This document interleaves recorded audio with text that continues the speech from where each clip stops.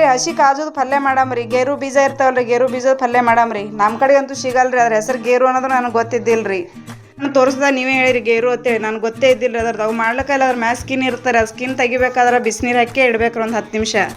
ಹಾಕಿ ಇಟ್ಟಿಗೆ ಮ್ಯಾಗಿನ ಸಪ್ಪಿ ತೆಗಿಯೋದ್ರಿ. ಬಿಸಿನೀರು ಜಲ್ದಿ ಉಚ್ಚುತ್ತಾವ್ರಿ. ಹಾಕಿ ಒಂದು 2-3 ಸಲ ಬಿಸಿನೀರು ತೊಳೆದಕ್ಕೆ ಬಾಜುಕ್ಕೆ ಇಡೋದ್ರಿ. ಇಟ್ಟು ಅದಕ್ಕೆ ಪಾಣೆ ಹೊಡ್ಲಿಕ್ಕೆ ಎಣ್ಣೆ ಜೀರಿಗೆ ಹಾಕಿ ಉಳ್ಳಾಗಡ್ಡೆಗೆ ಪಾಣೆ ಹೊಡೆದೀನಿ ರೀ. ಅದಾದ್ಮೇಲೆ ಒಂದು ಟಮಾಟೆ ಹಾಕೋದ್ರಿ. ಟಮಾಟೆ ಹಾಕಿ ಉಪ್ಪಾಕಿ ಬೇಯಿಸ್ಬೋದ್ರಿ. ಎಲ್ಲ ತಿರುವಿ ಅರಿಶಿಣ ಮತ್ತು ಖಾರ, ಉಪ್ಪು ಮತ್ತು ಸ್ವಲ್ಪ ಧನಿಯಾ ಪುಡಿ ಹಾಕಿ ಮಿಕ್ಸ್ ಮಾಡೀನಿ ರೀ.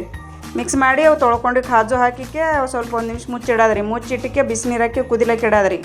ಕುದಿಲಕ್ಕೆ ಇಟ್ಟು ಈ ಕಡೆ ಅದಕ್ಕೆ ಮಾಡಿ ಗ್ರೇವಿ ಒಳಗಂದ್ರೆ ಹಸಿ ಟೆಂಗ್ ತೊಗೊಂಡಿನಿ ರೀ.